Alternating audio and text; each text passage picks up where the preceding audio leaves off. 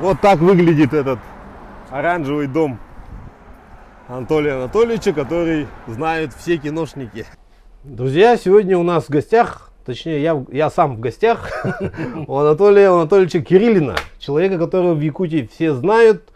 Ну, кто не знает его, все знают Чака с зелеными ушами. Не ушами. Вот. С одной стороны. А с другой стороны, очень мало. Анатолий Анатольевич настолько скромный человек, что мало кто знает о нем, вот, о его жизни подробно. Какие-то факты. Мне, например, ну вот, я тоже немножко там как-то с киноклубом, там писал о кино, я вот немножко в теме. У меня есть ощущение, что чуть ли не во всех кинопроектах, вот, в начале становления якутского кино Анатолий Анатольевич так или иначе участвовал. Поэтому я ему говорю, что он отец якутского кино, а он скромно улыбается, говорит, нет, да, отнекиваешься. Вот, так что я вот так тебя презентовал. Заходим в гараж. Знаменитый, легендарный гараж Анатолия Анатольевича. В скольки якутских фильмах участвовал этот гараж? Практически во всех. Или даже это больше, наверное, мастерская? Мастерская. Скорее всего, это не гараж, а мастерская. Какая-то здесь есть своя эта атмосфера. Практически все киношники побывали в этом гараже, мастерской.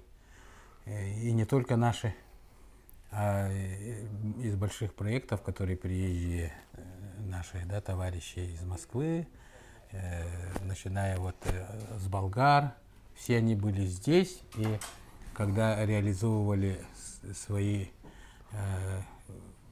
мысли, да, ну, получалось, что все это происходило через эту мастерскую. Начиная от тележек съемочных, каких-то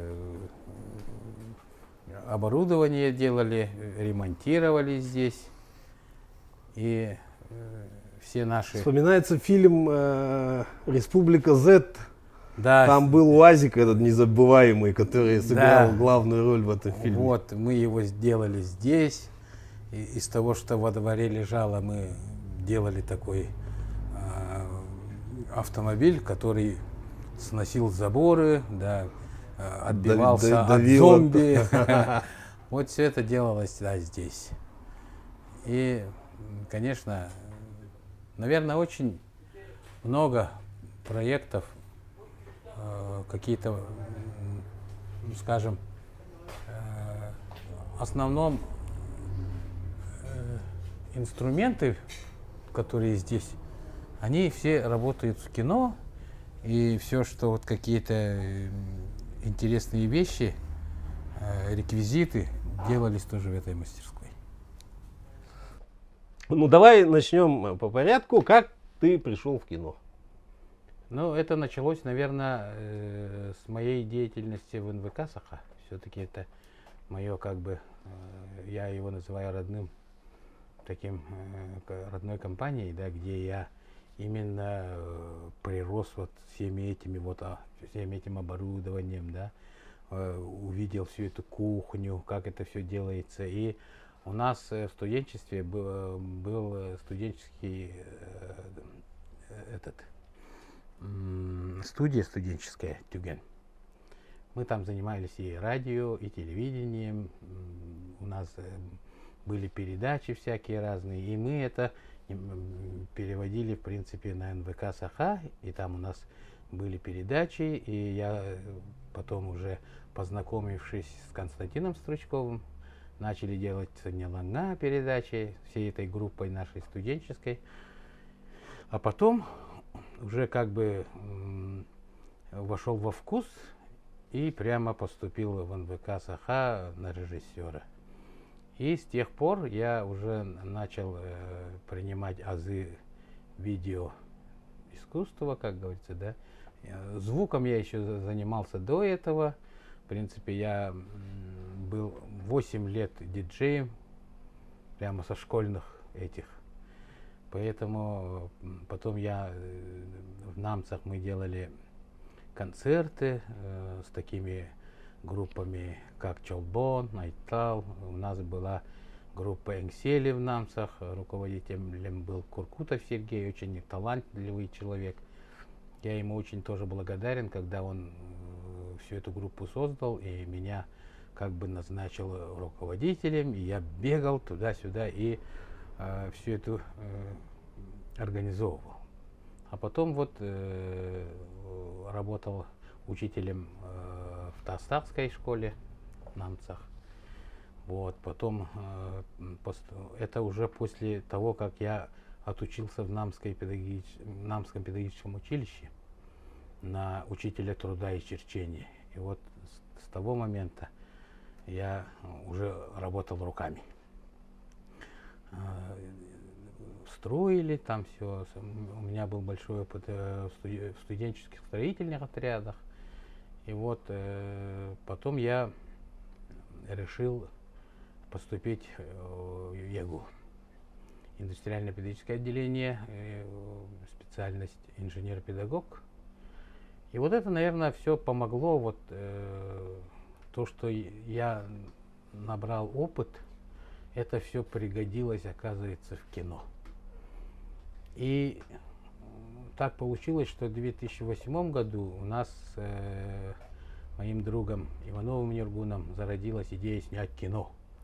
Уже выйти как-то на другой уровень, да, вот, с передач телевизионных. И мы решили скооперироваться с товарищем Аркадием Михайловичем Новиковым. Это оно радовало бы.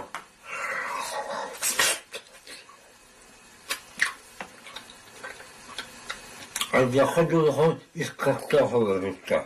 Он то говорит, а кызы берем, они bir ояган картантывам бы. Это кайдемис говорится. Уақыттан мен манна бы. Он который был ояган. Легендарным, да. Это, считаю я, наш главный учитель. Вот. С него, кстати, вот началась вот такая вот, ну, подъем, наверное, вот якутских фильмов таких, вот не крупных, а вот маленьких таких вот всего коротеньких фильмов начался подъем. Буда! Его макам, парахутчика. Çoğuda bu kamas. Bıkka yemede. Motosiklet, kadem motosiklet bu kadar bittiydi. Gel olar tukaya. Çeçe. Geçeceğim. Ya bunların yemede. Ben tuğutu hu yaptı. Gel olar sağca. Şak. Ne diyorsun? Maça yaptı. Hobotar da var dut. Hoba tamam kayamada. Видение киномейлер булап бите. Аня, асты бите. О'ca. Ya asты. Я так считаю. Это лично, сугубо мое личное мнение. Вот когда по телевидению начали показывать в новом году его короткие метры, потом он уже начал с Сахафильмом работать в нескольких проектах, кино начал снимать. Это примерно какие годы? Ну, и он уже в 90-х уже начинал работать. И мы на него смотрели как на этого. Да, И вот, на кассетах распространялось. Да, потом Ниргун начал все это переводить на DVD. А Аркадий Михайлович тогда не верил, что ну, DVD да DVD, вот как это. А когда вот это разлетелось по всей республике, он вот прямо сказал, вот это оказывается, да, вот как надо работать. Теперь мне говорят, это уже ходить нигде невозможно, все узнают. Вот, и с тех пор вот Аркадий Михайлович сильно взялся за крупные проекты. И нас, конечно, уже как своих этих, да, правая и левая рука, он Ниргуна и меня вот везде впихивал. И, кстати, он же меня первый снял на эпизоде, как в ролик такой маленький. И с тех пор я или чудак, ну не дурак, а чудаков играю, или глав каких-то поселков там туда-сюда. И вот такой образ он мне создал. И очень в нескольких фильмах я снимался в таких ролях. И вот в 2008 мы начали съемки фильма «Ческыбаск». Вот. И тогда мы с ним очень хорошо отработали, поладили. И с тех пор, вплоть до его кончины, мы всегда были вместе. Вот когда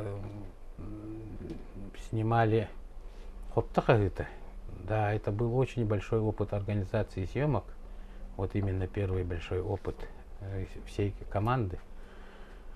Вот тогда я уже почувствовал, что есть такая ниша, вот организовывать съемки, да, транспорт, и питание, проживание. А потом это все переросло в арт-департамент, да, в художественный этот. Потому что в фильмах... Арт-департамент Сахафильма. Ну да, получается так. В данный момент. В данный момент я как нахожусь художник-постановщик, но это вот...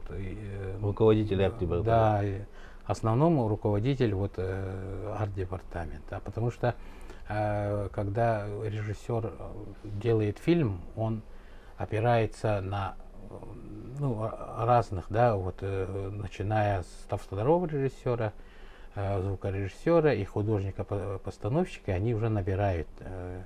И у меня, в принципе, накопилось несколько этих опытов работы с приезжими художниками-постановщиками, с нашими художниками-постановщиками. И я тоже расту вместе с ними, и каждый раз задачи новые и новые. И решать это очень интересно. И мой опыт всего того, что вот делать руками, да, сваривать там, все строгать и следить за инструментами, вот этот опыт мой пригодился вот как раз в кино. Поэтому получается, что в очень многих проектах я так или иначе там имею какое-то отношение. Если не сам, то мои сыновья занимаются. Не, ну надо сказать, что якутское кино стало якутским кино только совсем недавно, да? Ну, по историческим меркам совсем буквально да, вчера, конечно. Несколько лет назад, да. А вот весь этот путь развития там 2000-х годов там, до 2015 и так, года, это же было такое очень узкое сообщество энтузиастов. Да. Все снималось за очень маленькие деньги. Люди работали бесплатно. Вот расскажи вот о той эпохе. Как это вот было? Чистой воды энтузиазм. Это просто... Вот в твоем частном гараже там что-то варилось, делалось, Да. делались какие-то декорации, наверное, из непонятно каких материалов, только Дело твоим трудом, да? Да, вот дело вообще о деньгах не шло. Вот поставлены цели, и все загорелись. Вот вся команда загорелась, и каждый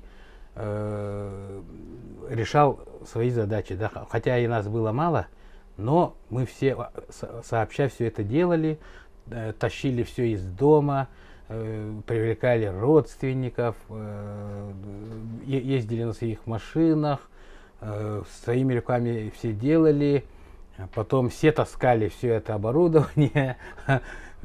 Там Все режиссер, готовили, не режиссер, да, звезда, не без звезда, разницы, без разницы. звезда не звезда, режиссер не режиссер, все с этими чемоданами, да, стойками со всеми загружались, выезжали. У нас была цель закончить наше кино.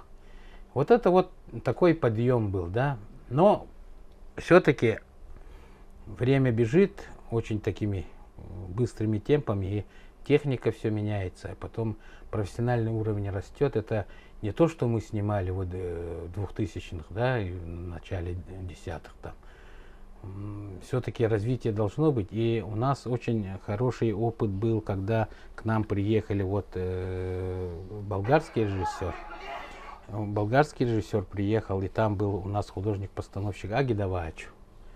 Вот. Ну, это была такая копродукция. И Сардана Савина, Люба Борисова, вот все, мы вот эти те киноклубники, да, вся вот это вот прямо туда влились и очень четко проработали. И для нас это был большой опыт, как все это вот хозяйство работает, с чего начинается. Вы И- подумали, чем мы хуже. Да, и чем мы хуже, и мы стали вот это все дело переводить на бумагу. Вот как должно быть, все это, в принципе, начали учиться. И когда приехала к нам Настя Петель, вот это уже была какая-то вот точка, откуда, в принципе, началось вот такое наше настоящее кино, вот, где вся команда уже структурирована, разделена на департаменты. И, в принципе, у нас вот именно вот пошло. И, конечно, в первое время все держалось на тоже энтузиазм. Сейчас тоже энтузиазм у нас зашкаливает, конечно. Вот, амгинские ребята наши, вот Степа, да, Бурнашов, Дима Давыдов там, они уже тоже вот прямо вот сами вот залезая в кредит, снимают кино. Но, наверное, это все останется в истории, наверное, когда сейчас у нас большая поддержка идет главы нашего, да, Илдархана, поддержка кино. И, конечно, это будет, наверное, все-таки еще поднимемся на ступень. И тогда у нас все департаменты должны будут и зарабатывать, и отрабатывать, и добиваться своих целей. Я сегодня такую мысль услышал, что вот как раз этот человек, который делает самый популярный YouTube канал в мире, Мгм. он снял очень большое видео о том, как снимается этот канал. И он сказал такую мысль, что когда бюджет увеличивается, то увеличивается давление на художника. Естественно. То есть это же очень большие деньги, а художнику, чтобы творчески творить, ему нужен какой-то простор, Конечно. какая-то свобода. А когда его чем больше становится денег, то есть он говорит, не ждите, что вот сидите, что у меня нет денег на то, чтобы снимать. Вот когда будут деньги, тогда я сниму гениальную картину. Он говорит, когда будут деньги, то на тебя нагрузится огромное вот это давление этих денег. Конечно. Вот я до сих пор, когда мы сидим, прорабатываем, да, вот всю нашу картинку, почему-то у меня всегда вот сидит, надо удешевлять, вот это не получится. Это... На самом деле, наверное, так не должно быть. Я как художник, да, наверное, должен был запрашивать большую сумму, там, всю идею свою как-то вот это, все это делать. Но пока у нас такого, конечно, ждать не приходится, все-таки бюджеты ограниченные. И мы сейчас хитро поступаем, мы-то и очень хитрые товарищи. Мы выезжаем чисто на нашей природе, там, да, где именно вот картинка, она вот естественная. Или заведомо снимаем наше время, да, вот именно вышел прямо на улицу, в квартиру зашел и начинаешь снимать. Самое сложное, конечно, вот исторические фильмы, где приходится воссоздавать все прямо вот.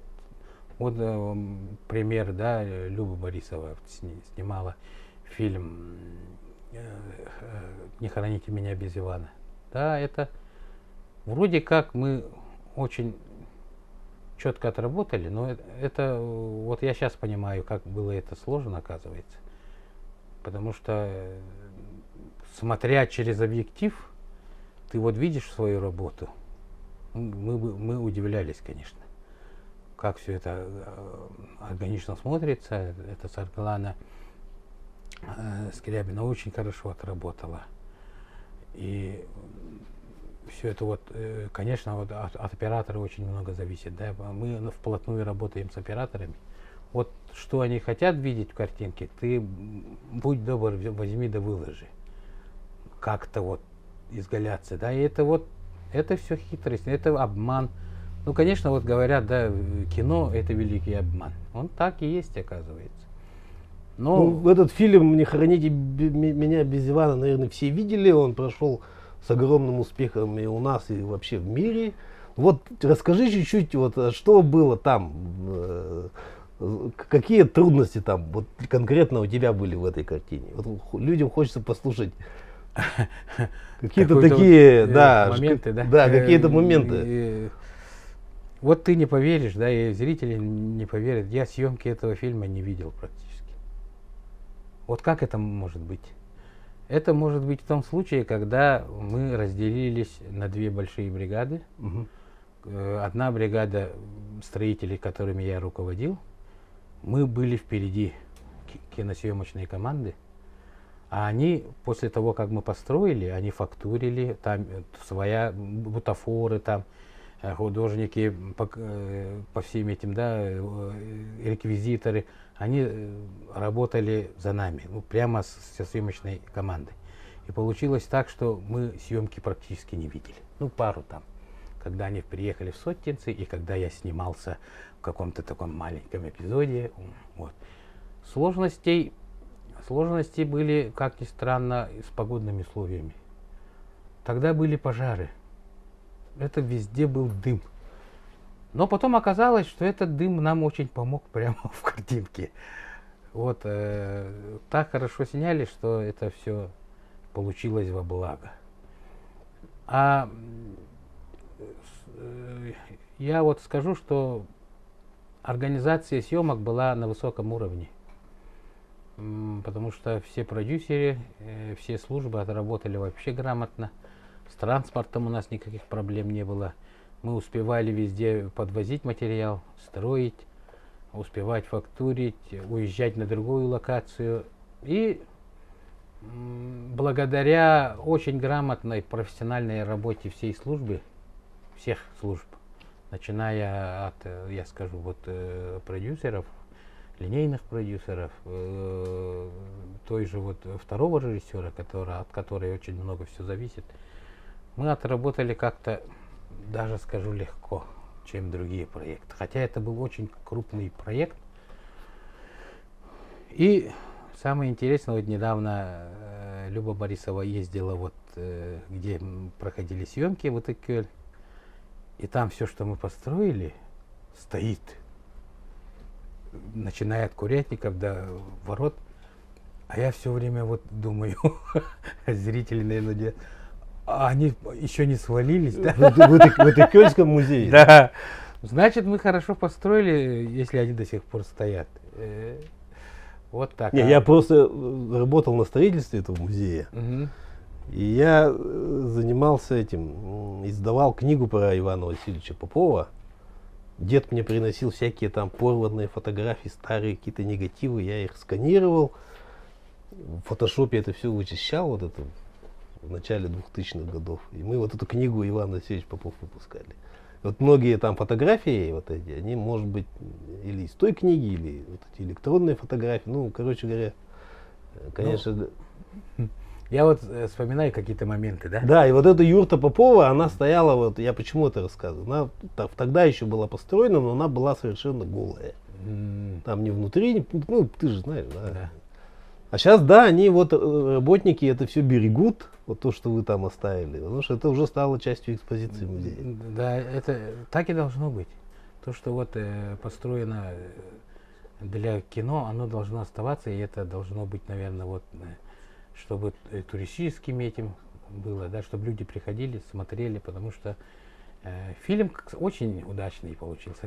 Вот какие моменты я вспоминаю? Сложности. У нас в Сотенцах, в амбарах были ульи, ос. Вот это была беда.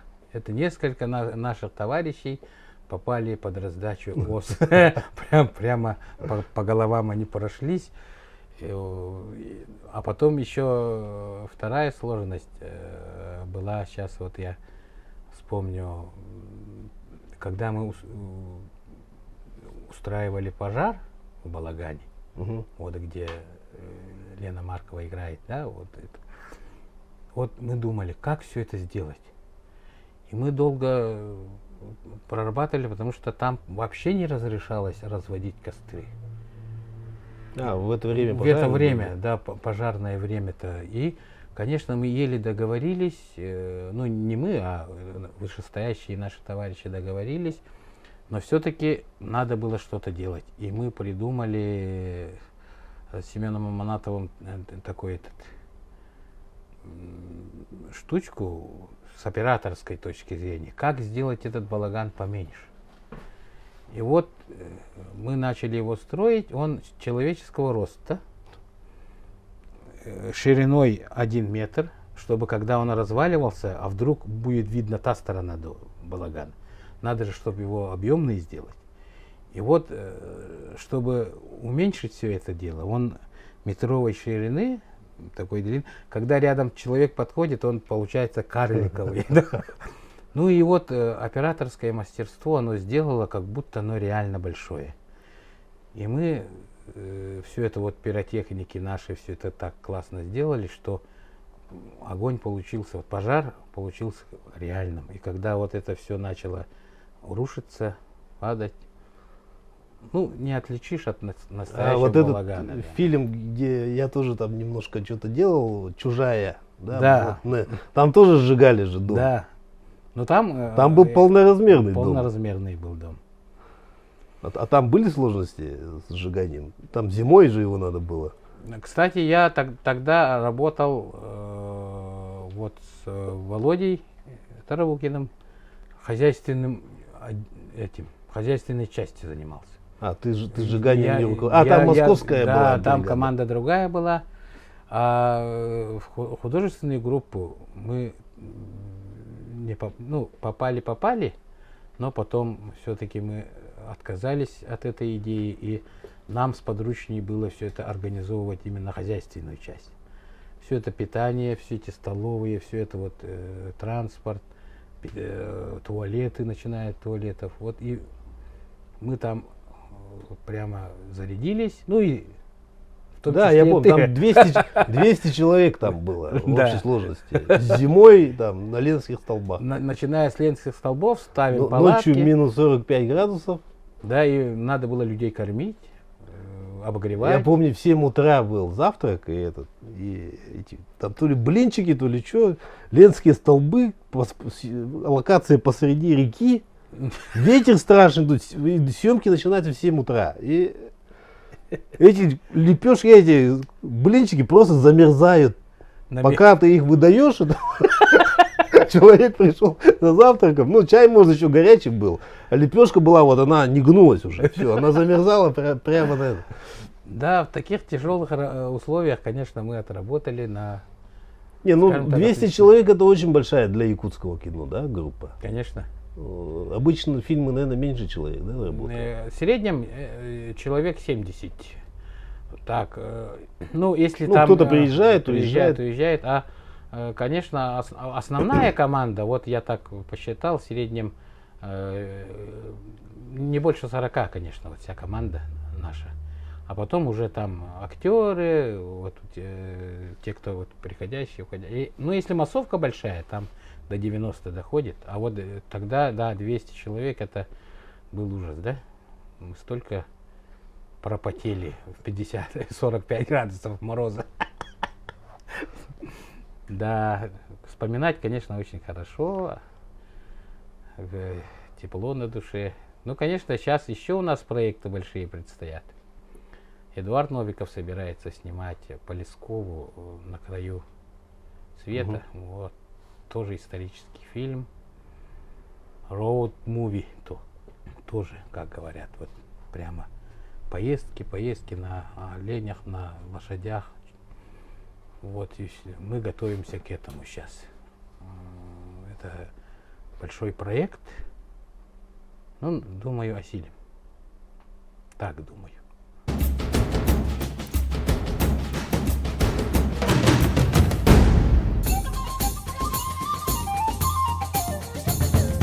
И когда я в далеком 97-м взял этот участок и переехал сюда, конечно, здесь было печальное зрелище.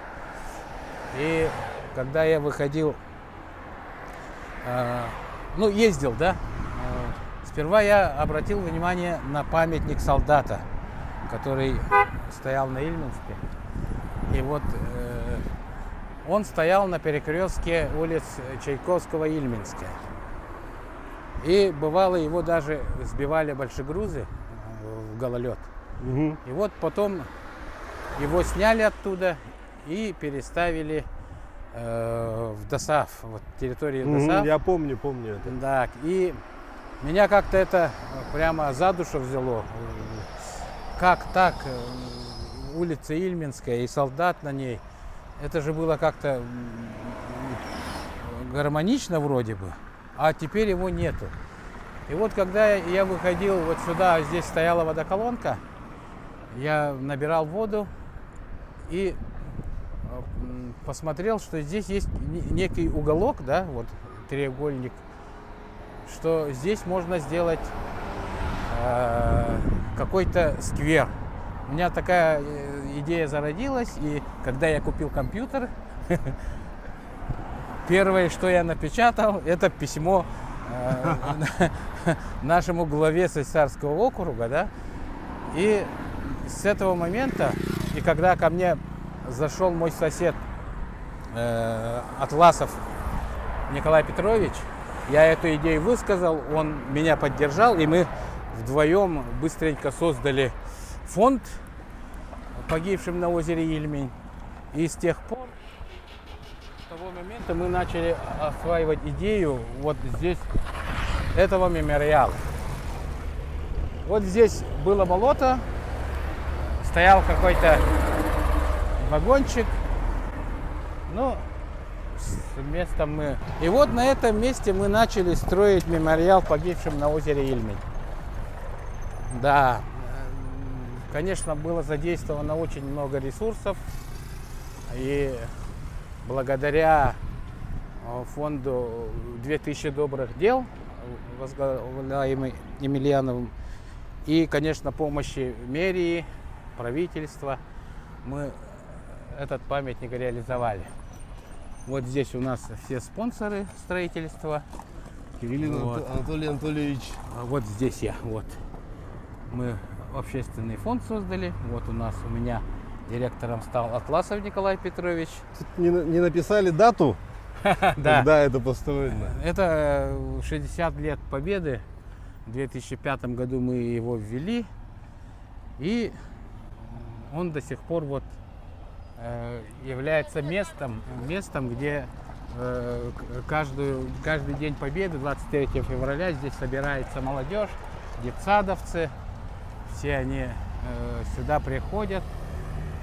Здесь проходят мероприятия прямо с головой города и с участием Илдархана у нас происходят тут мероприятия. И, конечно, вот люди сидят, отдыхают. Это очень хорошо. Мне кажется, наша идея получилась. И вот наш солдат, который обрел настоящее свое место, я очень рад, что он теперь уже никто его не собьет. Он стоит уже на вечные Очень века. хороший по художественному исполнению памятник. И вот, кстати, Очень качественно. да, у меня есть история, да, которую я никому не рассказывал. Я работал один раз в центре нетрадиционной медицины. Там охранником работал ветеран. Иван его звали, вот фамилию я не могу вспомнить, Филиппов, по-моему. И вот он рассказал такую историю, что он является натурщиком этого памятника. И так что, ну, я утверждать не могу, но если это правда, то я даже знаком именно с тем человеком, который олицетворял вот, да, он очень похож на него, он такой именно вот высокий, статный, красивый мужчина был, но тогда уже, конечно, в возрасте, ветеран, но он сказал, что он был натурщиком этого памятника. Ну и когда мы это реализовывали, нам очень помогло предприятие ДСК. Вот они все это нам выдали, все это мы сами перевозили. У меня тогда был манипулятор, я лично все это привозил, ставил, варил вот своими руками.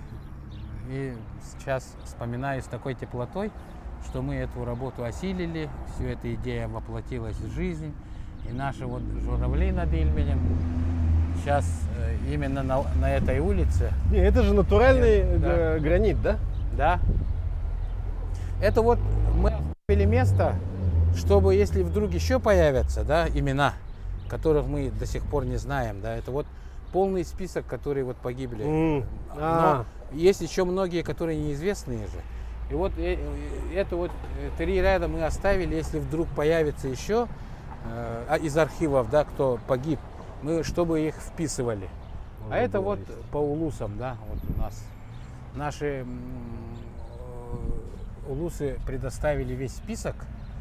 Была вот проделана очень большая работа, конечно, все это вот узнавать по документам, все правда, неправда. Но мы все-таки добились того, чтобы почти полный список тех, кто положил голову за нашу Родину. Ну, это же сейчас стало модно. Общественное пространство, краудфандинг. А ты, получается, этим занимался еще в 2005 году. Да, получается так. Пока это еще не было мейнстримом, как говорится. Ну и тема патриотического воспитания молодежи, конечно, вот сейчас это у нас там приняла актуальность в связи со всеми событиями, да? Ну, нет худа без добра. Все-таки все, что происходит сейчас у нас, мы понимаем, что мы потеряли, да, что мы взращивали, куда мы шли, все это понимали. А то, что вот сейчас у нас есть такие объекты, и то, что у нас сейчас в стране происходит, это для подрастающего поколения очень хорошо. Они понимают историю, знают историю, и хорошо, что вот прямо вот в эти праздничные дни в памяти, да, вот 9 мая, 23 февраля наши дети гуськом прямо с флажками идут сюда и участвуют в мероприятии. Для меня это очень как волнительно даже.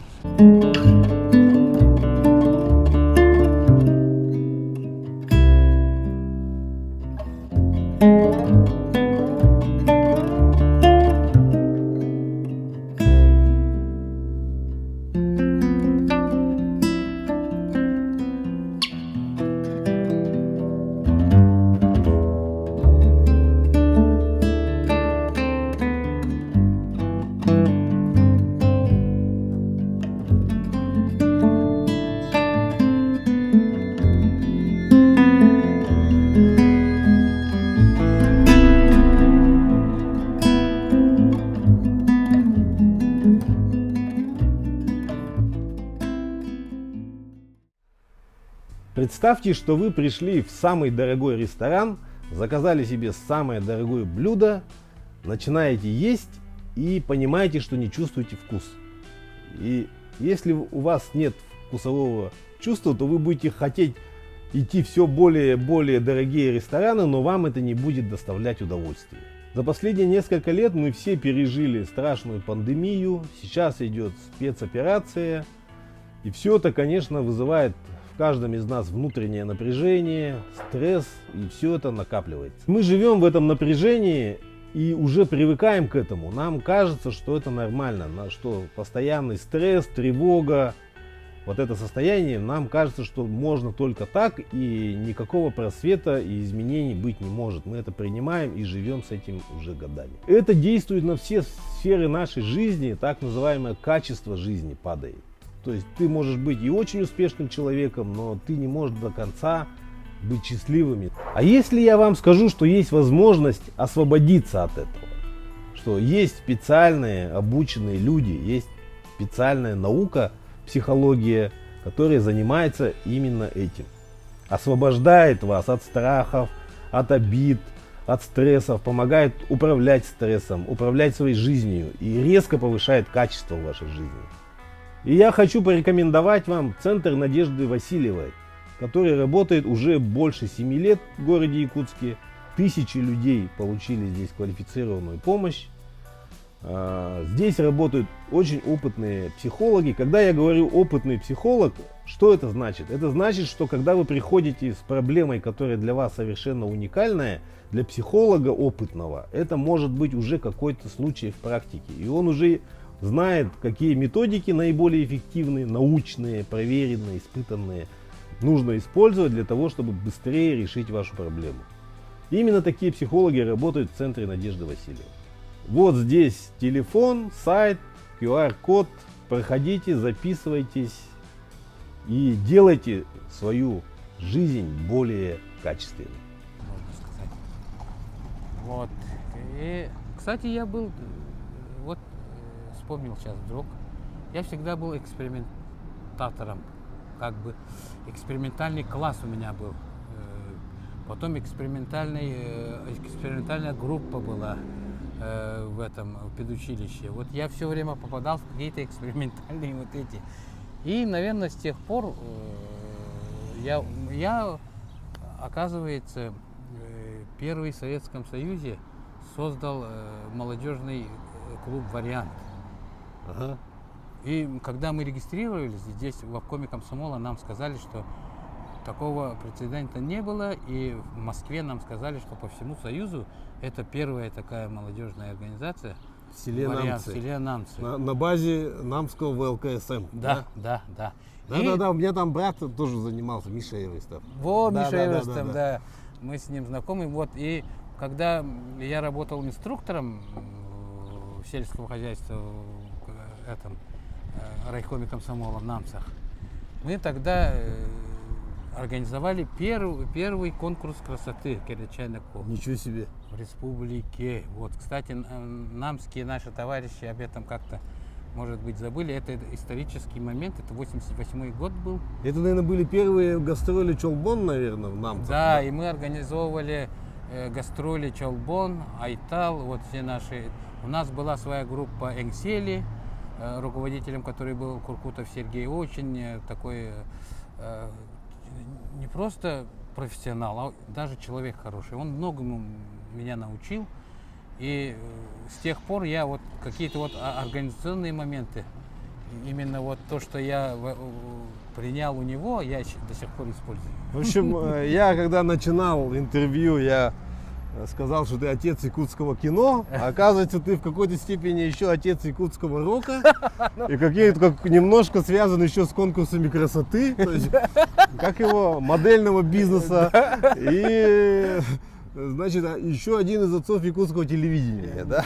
Ну, конечно, это в шутку, конечно, но это реально я участвовал в всех этих мероприятиях, и я вот до сих пор помню, как группа Чолбон, Айтал, вот прямо ночевали у меня дома, прямо мы располагались, кровати не хватало, прямо на полу, вместе в обнимку с гитарами, и по вечерам мы готовились, и разговоры были, и для меня это вот как-то с теплотой отзывается это дело. И когда мы сейчас вот записывали «Квартирник», наш. Бывший ты Нардоргон. Ага, бывший ты Нардоргон. И я встретил их, и это было, ну, какой-то праздник души был. Ну, давай теперь переключимся на тему. Вот ты сейчас организовал продюсерский центр, компанию ЧЭ, арктическую медиакомпанию ЧЭ. Да, и вот расскажи об этом своем проекте, в котором я тоже участвую и вместе с Иваном Тарасовым. Ну, это получилось, знаешь как, я вообще вот подумал, да, вот и так времени не хватает, и нафига я обвязался, да, в это дело. Вот такая мысль каждый вечер меня посещает, но, наверное, все-таки энергия Ивана Тарасова продвигает вот это дело в основном. Мы с ним познакомились давно, когда у нас была передача на Тетим ради Тетим,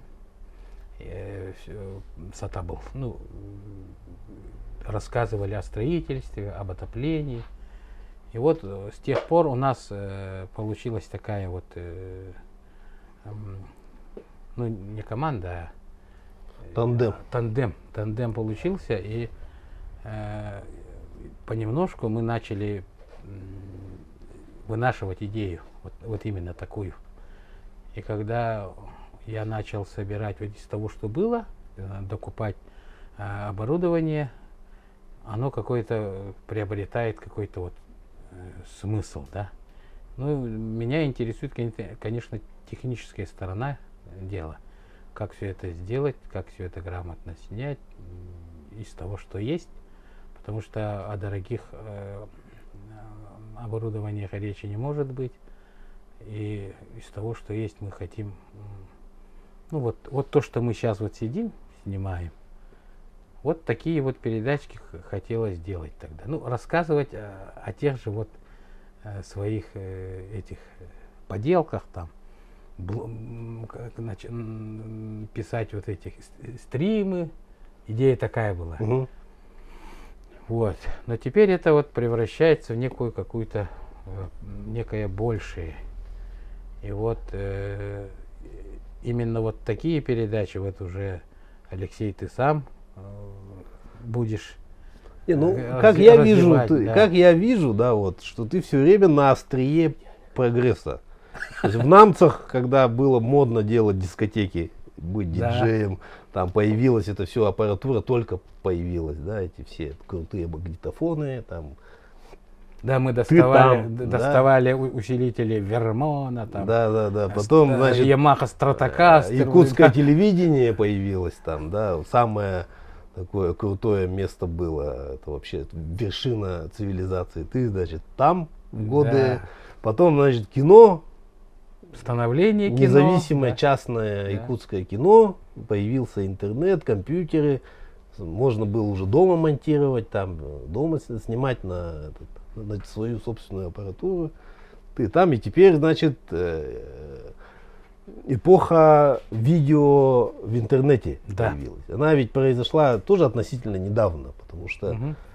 интернет был медленный, и у людей смартфоны были слабые. Они просто видео не тянули, там зависали, перегревались или так. Сам процессор смартфона, только недавно у людей массово появились смартфоны с мощным процессором, на котором можно там YouTube смотреть. И дома YouTube на телевизорах у людей тоже появился относительно недавно.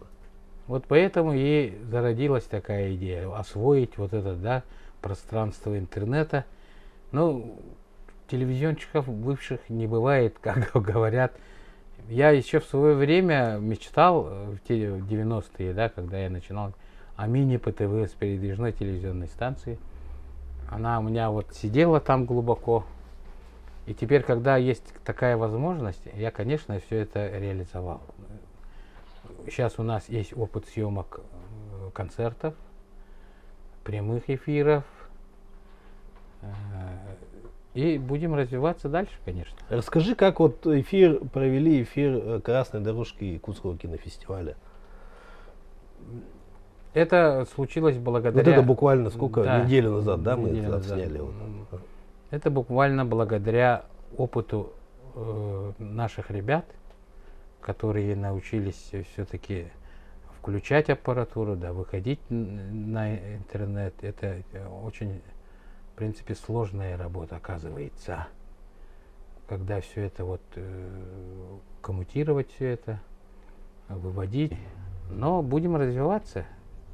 Планируем, конечно, каждый год снимать красную дорожку и еще закрытие.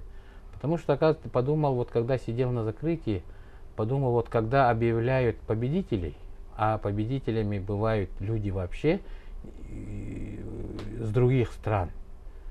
Если идет прямой эфир, хотя бы в интернете, да, они бы прямо вот тут же узнавали бы свои победы там, да, ну, интересовались бы, вот.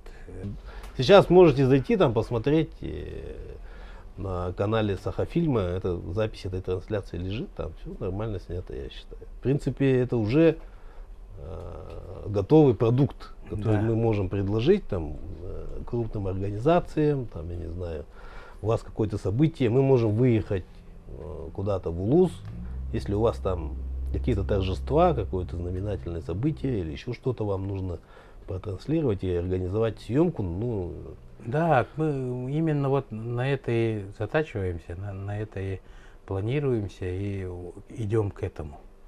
В следующем году, наверное, все-таки у нас будет уже побольше, поширше, еще профессиональнее. Потому что дело-то не только в технике, да, в камерах, там, каких-то этих инструментах, а в человеческом ресурсе. Да. Это вот случилось так, что дети Азии, ИСЭХ, фестиваль, это все потребовало таких вот ресурсов, да, вот нашей республики, ну, города Якутска в основном. Просто не хватало специалистов. Все были заняты. И вот нам надо выращивать молодых людей, которые вот в любой момент могут прийти, и у них есть опыт, и они что-то подключились и начали работать. Это на самом деле очень сложно. Не, вот я говорю, что потребность в видеоконтенте вот, после пандемии выросла вот, В разы. многократно. Да. Соответственно, а количество там операторов, монтажеров, там, режиссеров, звукорежиссеров, которые было в городе Якутске, ну не особенно и поменялось. Ну, конечно, их число растет. Вот. А потребность в видеоконтенте прямо резко увеличилась. Поэтому хочешь не хочешь, не мы, так кто-то другой, все равно этим нужно заниматься. Есть да. производственная необходимость это делать. Я думаю так. Правильно. Я тоже так думаю. Что бы ты хотел сказать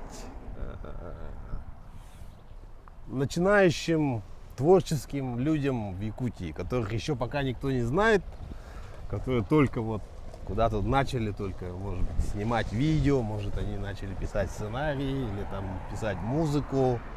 Что ты им скажешь? Наверное, все-таки Что посоветуешь или пожелаешь? заниматься кругозором, всего, конечно, не узнать, но надо, наверное, все-таки быть, как говорится, туахабли веське.